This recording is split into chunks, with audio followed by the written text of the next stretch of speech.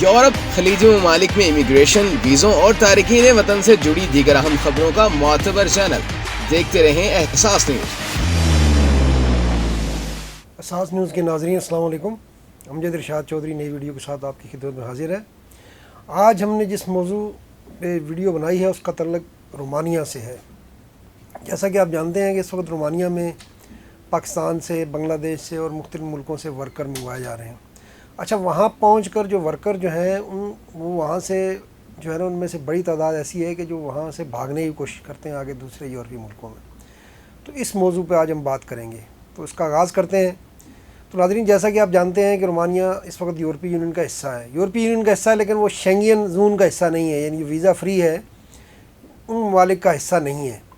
تو رومانیہ یورپی یونین کا حصہ ہے، تو وہاں پر جو ہے ظاہر ہے پہلے بہت غربت تھی، مشرقی یورپ کا ملک تھا. تو جب وہ یورپی یونین کا حصہ بنا تو وہاں سے رومانیہ کے شہریوں کی بڑی تعداد جو ہے وہ دوسرے ملکوں میں چلی گئی ہے، زیادہ پیسے کمانے کے چکر میں یا روزگار کے لیے. اٹلی میں چلے گئے، جرمنی میں چلے گئے، فرانس میں چلے گئے، ایون یہ کہ یو کے میں چلے گئے بریگزٹ سے پہلے بڑی تعداد. تو وہاں پر جو ہے افرادی قوت کی جو ہے قلت پیدا ہو گئی. پھر جب وہ یورپی یونین کا حصہ بنا ہے تو وہاں یورپی کمپنیوں نے بھی بڑے پیمانے پر سرمایہ کاری کی ہے، افرادی قوت سستی تھی، تو وہاں پر روزگار کے بہت سے مواقع کھل گئے. اچھا، اب جب افرادی قوت کی قلت دور کرنے کے لیے رومانیہ نے پاکستان سے بھی بھرتیاں کی ہیں ورکرز، اور اب یہ مسلسل عمل جاری ہے. بیچ میں تھوڑا سا وقفہ آیا تھا، کچھ گڑبڑ ہوئی تھی، اور ظاہر ہے وہ پاکستانیوں کی وجہ سے ہی ہوئی تھی جو وہاں جا کر بھاگ رہے تھے، کمپنیوں میں جا رہے تھے، وہاں سے ورک ویزا لیتے تھے اور وہاں کمپنیوں میں کام کرنے کے بھاگ جاتے تھے. تو کچھ کمپنیاں ظاہر ہے مایوس ہوئیں، انہوں نے پھر اس کو سلسلے کو روکا تھا. لیکن پھر بھی یہ چل رہا ہے معاملہ، اسی طرح بنگلہ دیش میں بھی چل رہا ہے. تو اب جو ہے رومانیہ شینگن زون کا بھی حصہ بننا چاہتا ہے. پچھلے سال اکتوبر نومبر میں یورپی یونین نے اس کی درخواست پر غور کیا تھا، اور رومانیہ اور بلغاریہ کو بھی جو ہے اس کے ساتھ شینگن زون کا حصہ بنانے کی سفارش کی تھی، لیکن آسٹریا نے اس پہ اعتراض کر دیا تھا. آسٹریا کا کہنا تھا کہ یہ دونوں ملک جو ہے انہوں نے اپنا بارڈر کنٹرول سخت نہیں رکھا ہوا، اور یہاں سے جو ہے وہ غیر قانونی تارکین وطن یورپی ممالک کا رخ کرتے ہیں. تو اس لیے جب تک وہ اپنا بارڈر کنٹرول سخت نہیں کریں گے اس وقت تک جو ہے وہ آسٹریا اس کو ویٹو کرتا رہے گا، ان کو شینگن زون میں داخل نہیں ہونے دے گا. اچھا، رومانیہ اور بلغاریہ نے پہلے بھی بارڈر پہ سختی تو کر دی تھی، لیکن اب جب ان پہ اعتراض آ گیا اور اس وجہ سے وہ شینگن زون میں ان کا داخلہ رک گیا، تو ظاہر ہے اب انہوں نے سختی مزید بڑھا دی ہے. بلغاریہ نے تو دیوار بھی تعمیر کی ہے اپنا ترکی کے ساتھ، مزید سختی کی ہے. اس طرح رومانیہ نے بہت سختی کر دی. اچھا، رومانیہ کے ساتھ جو شینگن زون کا ملک لگتا ہے وہ ہنگری لگتا ہے. ہنگری میں خود جو ہے وہاں ایک حکومت جو ہے وہ بڑی سخت ہے غیر قانونی تارکین کے والے سے، تو اس نے بھی رومانیہ کے بارڈر پر بہت سختی کر دی ہے. اور ان سے پہلے رومانیہ نے ہی اپنے بارڈر پر اتنی سختی کر دی ہے، وہاں باڑ لگا دی ہے، اور گاڑیوں میں چھپ کر لوگ جاتے تھے تو گاڑیوں کی بڑی سخت تلاشی ہوتی ہے. رومانیہ کی کوشش یہ ہے کہ جو غیر قانونی تارکین اگر یورپ کی طرف جانے کی کوشش کریں، یا جو وہاں پر جو ورک پرمٹ والے ہیں وہ جانے کی کوشش کریں، تو انہیں رومانیہ خود ہی پکڑ لے تاکہ اس کا جو ہے شینگن زون میں داخلے کا کیس مضبوط ہو سکے. تو اب یہ ان لوگوں کے لیے مشورہ ہے کہ جو یہاں سے پاکستان سے ورک پرمٹ پر رومانیہ جا رہے ہیں کہ وہ ادھر ٹھنڈی کر کے کھائیں، لالچ میں نہ پڑیں. وہ ورک پرمٹ پر رومانیہ جا رہے ہیں تو انہیں چاہیے کہ وہ قانون کا احترام کریں، جو کمپنی سے معاہدہ کیا اس کا احترام کریں، اور اپنے ورک پرمٹ پر ہی وہ کام کریں، بجائے اس کے کہ وہ آگے اٹلی یا جرمنی یا دیگر ملکوں میں جانے کی کوشش کریں. اب اس کا ہوگا کیا؟ اگر وہ ایسا کرنے کی کوشش کرتے ہیں، اپنی کمپنی چھوڑتے ہیں اور وہاں سے آگے ہنگری داخل ہو کر پھر آگے جانے کی کوشش کرتے ہیں، تو اس کے دو نتائج ہیں. اول یہ ہے کہ اگر وہ بالفرض وہاں ہنگری میں داخل ہونے کی کوشش میں کامیاب بھی ہو جاتے ہیں، اگرچہ اس کا امکان بہت کم ہے، اس وقت بہت سختی ہے، تو تب بھی آگے جا کر انہیں بہت مشکلات کا سامنا کرنا پڑے گا. اچھا، اٹلی میں سب سے زیادہ لوگ جاتے تھے، تو اٹلی نے اب کروشیا اور سلوینیا کے ساتھ مل کر جو ہے بارڈر کنٹرول بہت سخت کر دیا ہے. اٹلی نے سلوینیا اور کروشیا کے ساتھ یہ معاملہ بھی طے کیا ہے کہ اگر ترستے کے بارڈر سے سلوینیا کے ساتھ جو ہے اٹلی کا علاقہ جو ترستے لگتا ہے، وہاں پر اگر تارکین وطن داخل ہوں گے تو ڈبلن معاہدہ، اس سے پہلے اس پہ عمل نہیں ہو رہا تھا. اٹلی جو ہے وہ ان کو تارکین وطن کو جو ہے وہ برداشت کر لیتا تھا، لیکن اب وہاں جب پکڑے جائیں گے تارکین، اگر اٹلی میں داخل ہو گئے ہیں تب بھی وہ انہیں واپس جہاں سے وہ آئے ہیں وہاں بھیج دے گا. کروشیا سے آئے ہیں تو کروشیا بھیج دے گا، اگر سلوینیا سے داخل آئے ہیں تو سلوینیا میں بھیج دے گا.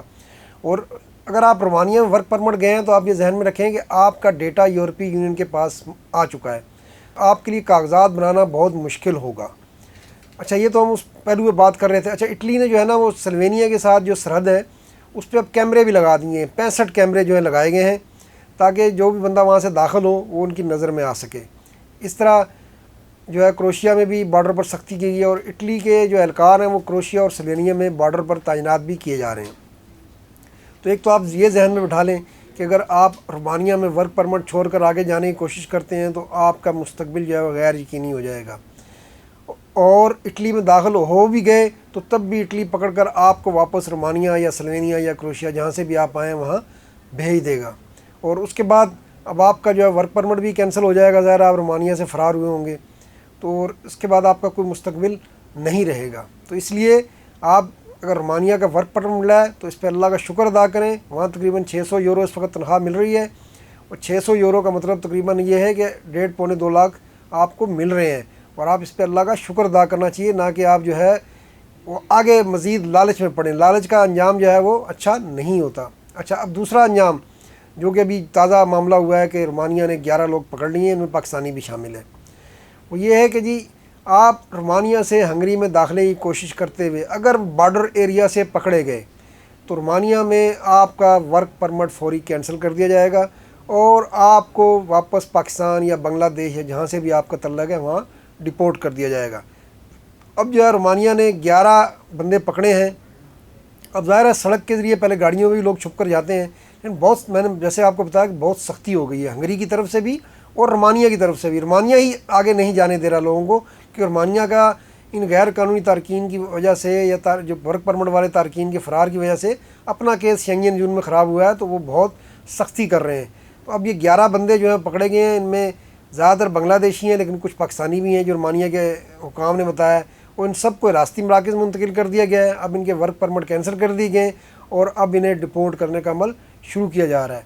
इससे पहले 27 तारकीन भी पकड़े गए थे जो गाड़ियों में छुप कर जा रहे थे, इनमें भी पाकिस्तानियों की अच्छी खासी तादाद थी, और वो तमाम जो है वर्क परमिट पर रोमानिया पहुँचे थे, लेकिन जैसा कि हमने कहा है कि वही ज़्यादा की लालच में वो पड़ गए, और फिर वो रोमानिया के बॉर्डर एरिया में जब वो पहुँचे गाड़ियों में छुपे हुए थे, वहाँ तलाशी ली गई तो वो पकड़े गए और उन्हें जो है हिरासती मराकज़ मुंतकिल किया गया, उनके वर्क परमिट कैंसिल कर दिए गए और फिर उन्हें डिपोर्ट करके वापस पाकिस्तान भेज दिया गया।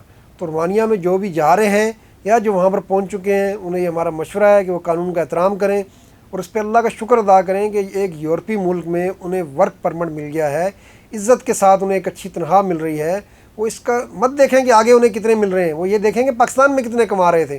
पाकिस्तान में हो सकता है वो 10,000 भी ना कमा रहे हो और वहाँ उन्हें 1.5-2 लाख भी कम लग रहा है, तो ये उन्हें अपनी सोच का मुहासबा करना चाहिए। और फिर ये भी जहन में रखें कि अगर आप रोमानिया में रहते हैं, वहाँ कानूनी तौर पर रहते हैं, तो वहाँ आपको बहुत सी सहूलतें मिल जाएंगी। सबसे पहली सहूलत तो ये है कि आप पाकिस्तान आराम से इज़्ज़त के साथ आ जा सकेंगे।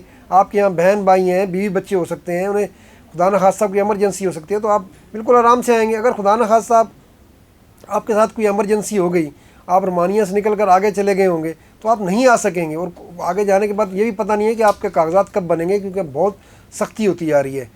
तो आज के लिए इतना ही, इंशाअल्लाह नई वीडियो के साथ आपकी खिदमत में फिर हाजिर होंगे। अल्लाह हाफिज़।